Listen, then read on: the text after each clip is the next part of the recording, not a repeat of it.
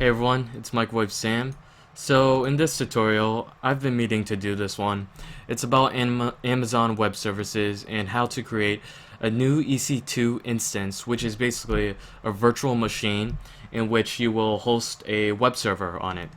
Now, there's not too many tutorials about this, and Amazon Web Services constantly updates, so I'll run through how to set up a new virtual machine on an EC2 instance and a web server on that virtual machine.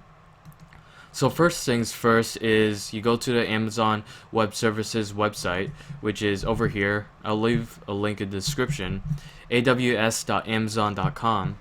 And afterwards, you want to sign up because, of course, if you don't have an account already, you need to sign up. Now for signing up, I'll just show it to you very quickly. Sign in or create a new account. You just have to, I am a new user. So when you're a new user, you have to import your email. And now with an Amazon Web Services account, you have to have a credit card in which you connect your account with that credit card because it's required. Since Amazon Web Services, if you reach to a certain bandwidth data amount, then they will charge you, like any type of service like this. So for now, I'll just log into my account. So if you don't have an account already, sign up and follow the steps. Put in your credit card, your debit, and complete the registration. Now for people who already have an account, you can go to My Account, then AWS Management Console. Now you'll enter your email and your password. I'll just do that really quickly. And after you enter your email and password, we want to create an EC2 instance over here, which is virtual servers in the cloud. We'll click that. And now try the new console. We recently added new changes. So of course AWS changes constantly. They keep on updating, making it better and more efficient. So for now, I'll just X out of this and pick the region that you're closest to, and I'll pick US East because I live in the east side of the United States. Now for instances, well, first of all, you want to go to instances over here. It's underneath instances. Click this one. So I'll click instances, and you can see all the instances I have running at the moment. And now what you want to do is you want to launch a new instance. So you just click this blue button, launch instance. And you want to select the Amazon machine image. Now, Amazon provides its own Linux distribution. There's a Red Hat distribution, SUSE, and Ubuntu. And these are, well, what you look at first are these free tier. You can see that free tier eligible.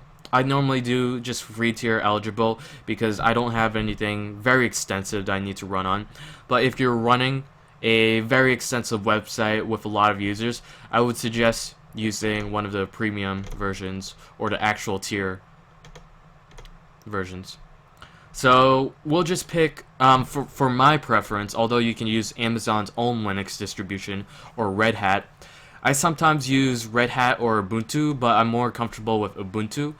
And they provide two versions, the 12.04, 0.04 version and the 13.10 version of Ubuntu. And I like to run an Ubuntu server 13.10. And you can also pick 64-bit, 32-bit. I'll just leave it 64-bit for now. And you select. Now you can customize the micro instances. You'll see some information. Micro instances, a low-cost instance, providing a small amount of CPU resources. Now I usually just leave this default. If you're not doing anything extensive, the network performance and this micro instance should be good enough. But like I said, if you're running something more complicated and with a lot of users daily, then you would require a better tier. So you can just go down here and next configure instance details, and the number of instances. I want to launch one. The network's fine. You can leave these default, public IP, leave that checked. Advanced details, Now, these default settings are fine for our usage. So you can go to next, add storage, and then for the type, it's a root device and has a snapshot. The size will be by default 8 gigabytes and volume type will be standard. Delete on termination.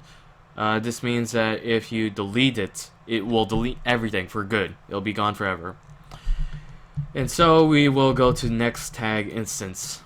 Now you can a tag. You can add a tag basically. I'm not sure if you understand what a tag is, but if you're making an Amazon EC2 instance, then you should have some relative experience with that. You can leave it as default. You don't need to set it with anything. But you click next to configure the security group, step 6. And for the security group, you can create a new security group or select an existing security group. Now, we'll create a new security group and we'll call it just test. Let's just call it test. Yeah, test is good. And for description, I'll just say that test EC2 instance for tutorial. Now, for the types of security groups that you want, of course, I like to have SSH because we're going to be doing some things by SSHing into the web server, well, into the virtual machine. And I like to add another rule, which is for HTTP. I'm assuming that you need this virtual machine for a website, so that's why we need a web server. We'll go through PHP, MySQL installation, the bare minimum essentials to having a nice, good web server for your virtual machine. And these are realistically the only two security groups that you need for now. And then finally, you can review and launch. Improve your instance, your security group test is open to the whole world. For now, this is good enough. We'll just launch this instance. And now you can create a new key pair. Key pair, of course, is the type of key so that you can SSH or mess around with the virtual machine. So we'll create a new key pair for this tutorial, and we'll name the key pair test. I guess I'll just name it tutorial. That's good enough. So you can only download the key pair once. That's how Amazon AWS works. If you actually, interesting. I might have already okay. I'll call it something else because apparently I already have a key pair named tutorial and I just forgot. So I'll name it test capital tutorial. And now you download the key pair. It's gonna save my downloads. The key pair is essential. Make sure you don't lose it, honestly. If you launch the instance and you lose the key pair, then probably you won't be able to get back on the virtual machine. So you'll have to terminate the virtual machine, and then it's just bad. It's bad. So you'll launch the instance, and now instance is now launching. Following instance has initiated. View launch log. So you can go and see that the instance is pending. It's initializing. This should only take about a couple minutes for your new instance to launch. Now I'm just gonna go to downloads, and where is my key pair that I just made? Test tutorial. I'll just copy it to my desktop. Okay, it's right here. I'll copy it. I'll cut it and then paste it onto my desktop. I normally like to keep all my keys in a fairly rememberable place, so for now I'll leave it on the desktop to show the example. Now on Windows, always SSHing into a virtual machine is a little bit harder than Linux or Mac, but there are different programs that allow you to do this. For my preference, it's cygwin or cygwin. Cygwin, I think it's called. And some people like to use PuTTY. PuTTY is a very popular way to SSHing into servers. And also, there's another program called mobile xterm. That's also free, and all these 3 programs are free. I have a tutorial about cygwin if you want to look at that, so you can know how to have Unix commands on Windows easily. But now that's status check still initializing. For now, I'll open up cygwin, the terminal. Actually, no, I forgot. I connected cygwin with my command prompt, so I should be able to use my command prompt for this case. So I'll go to desktop, and I have test tutorial. Now, actually, I'll make a new.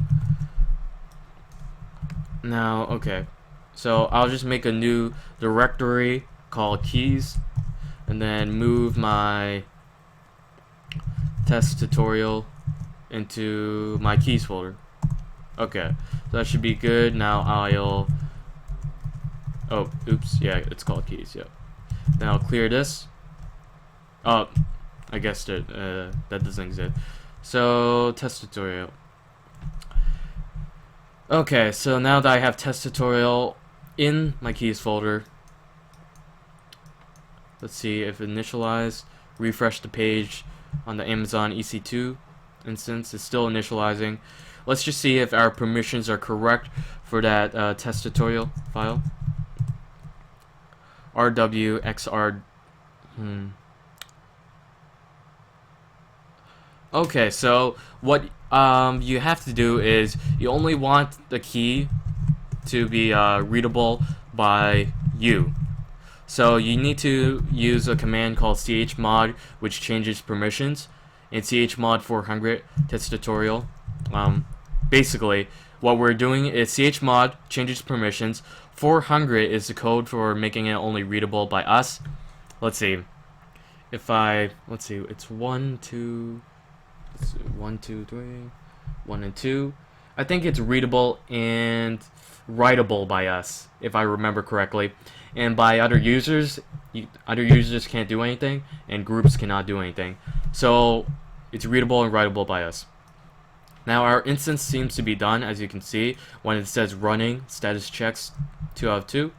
It should be ready to go, and I'll just chmod my key so that we can SSH into the virtual machine. So for now, let's do SSH-I testTutorial.pem, and now you want to connect into, let's see, the public IP or public DNS. It doesn't matter which, I guess. So we will use, I guess, the public IP for now of test tutorial. You can always see the key name. So test public IP. I'm just gonna copy this. And now, as for user, now for Amazon EC2, basically it follows. I'll erase this for now. But basically, for Ubuntu virtual machines, VMs, the user is Ubuntu. For Amazon, it's EC2 user, I believe. And for Red Hat, it could be root. I don't know.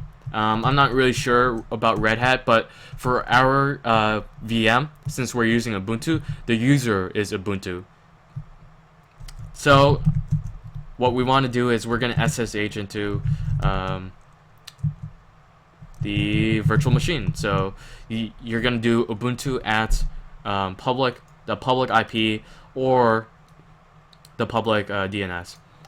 So once that's done, you can see SSH-I testTutorial.pem Ubuntu at the public IP. So you just press enter, and I'm gonna say yes. Public. Oh, okay. Permissions 0440 testTutorial.pem are to open. Now this is a problem that I get a lot, and the reason being is that it's a Windows issue.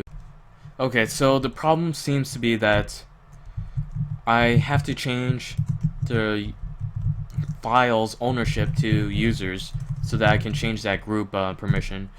And let's try this again, where I see chmod 400 test tutorial. And then let's see if I can SSH back to it. Ubuntu server. Hopefully it works. Now what I just did was I used chown, which means change ownership of the file testTutorial.pem to users, and then afterwards I change the permissions, which is mod 400. 400 means that I can write and read it, and that groups and users 00 testTutorial.pem. So yes, it does work. Now I'm finally into the Ubuntu web server virtual machine, and now at least you know you can SSH. But to finish the job, we want to install some things for the web server. Now you want to use the command sudo apt-get install. So we want Apache 2, then we want lib to Apache 2 -mod -php 5, which is the Apache 2 module for PHP 5. We want mysql, I think it's called. Just mysql, is it? Yeah, it probably is. Then it could be php-mod. Now, I wrote a list of this, let's see. Yep. mysql-server is a necessary library. PHP 5-mod. I always seem to forget these library names. A misspelling could drive me insane. So PHP 5 and PHP 5 MySQL. Okay, PHP 5. Oh yeah, and we forgot PHP 5. Okay, so I'll explain. Now sudo is a super user. Use apt-get install, which basically installs the following libraries into your Ubuntu virtual machine. Apache 2 is a web server. The library Apache 2 that connects with PHP 5 requires this a little bit. MySQL-server will be your database, SQL database. PHP 5-MySQL will be the connection between PHP 5 and MySQL, and then PHP 5 is just PHP 5, the scripting language to communicate with your SQL. So you just press enter. It's gonna take 121 megabytes, but remember you have 8 gigabytes on this free tier Ubuntu web server. Okay, yeah. So what just happened is the order is kind of bad. Or actually, it seems that I need an update before doing this. So I'll do sudo apt-get space update like this, and then press enter. Now this can take a little while to download completely, but just gonna just gonna wait until it updates all the packages on this Ubuntu. Okay, it's done. Whoa. So now let's just try again.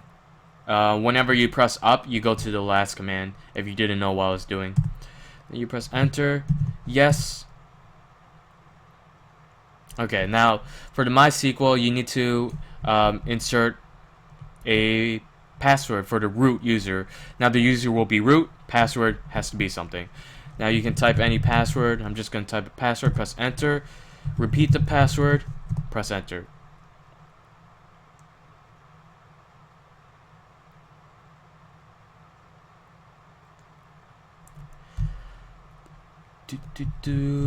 So right now it's just installing all the dependencies, everything related for MySQL to work. Currently it's on the MySQL part of it. Now PHP 5 and the libraries. So you just have to wait until it finishes.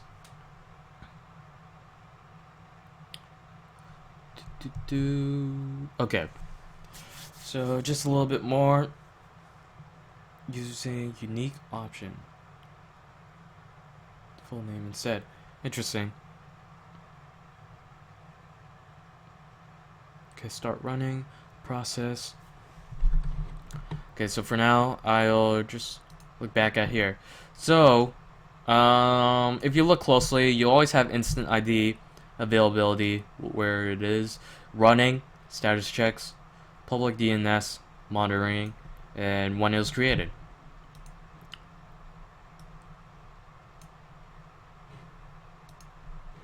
Okay, so now that it's done, it's restarting web server Apache. Now what I like to do is I restart Apache just one more time, because I've come across an error where Apache was the only thing that was wrong and I couldn't proceed further. So you just need to do type service Apache 2 restart to restart Apache 2 to make sure that everything will be working properly. Oh, okay, there's a fail. So service Apache 2 restart. So I just had the simplest error. I did not sudo. I totally forgot. Such a simple mistake, but basically, since I wasn't on the super user, I could not restart Apache 2. There was no issue with upgrading, updating. So once you sudo service Apache 2 restart, you should now finish installation of SQL. Now this isn't necessary, but I've learned too that it's always useful to do this. MySQL setup, you will enter the current password, which was the password that you entered when you first began SQL. Then you press enter. Then change the root password, yes. New password, I'll just set it honestly to the same one. And now remove anonymous users. Yes. Disallow root login remotely, yes. Remove test database and access to it, yes. And reload privilege tables now, yes. And now the setup is complete and all done. Your SQL installation should be secure. And now we, like I said, I always like to restart Apache 2. Restart that, sudo service Apache 2 restart. And now let us see if we can log in to SQL by doing mysql-u root-p. Now you press enter, you can enter that password, and you're into SQL. Now that's good. You can just type exit to exit, and now you have a SQL, MySQL running on your EC2. And lastly, now you can also, if you want, you can install something like PHP myadmin, which is just sudo apt-get install PHP myadmin. If you want that little GUI for the PHP communication with SQL. But for the final check, we want to go back to these instances, and we want to copy that link of the public DNS. You just copy it, and then if you go to the site, it says it works. This is the default web page for this server. So things should be working. And now to add, if you want to add some files onto that page, you just go to var/ww. Oops, ls. Yep. So basically, all that's on the var/ww is index.html, as you can see. And then you can use a text editor like Vim, Nano, or Emacs to change the index.html. You can say like instead of it works, I'll just insert changing a read-only file. So permissions are not to our authority. So let's just sudo vim this. So now I should be able to, because now I'm on the super user. Yes, I am. I'll change this to hello world, and then I'll save it by :x, and if we refresh the page, it changed to hello world. Now that's the basic bare minimum functionality of an EC2 instance installing PHP web server, and that's it. yeah, so you have SQL, you have PHP, Apache 2's working, and you know how to customize the website index.html. So www would be the folder in which you would put all the contents of your website if you were communicating with a server. And that's why I showed you all of it. It's a little thing that I wish was a really great in-depth video, but at the time when I was learning EC2 instances, there wasn't really a great video, or I couldn't find it easily. It wasn't on the top of the search box on YouTube. So thanks for watching, everyone. Hopefully you know how to set up Amazon EC2 service. Thanks for watching, and have a great day.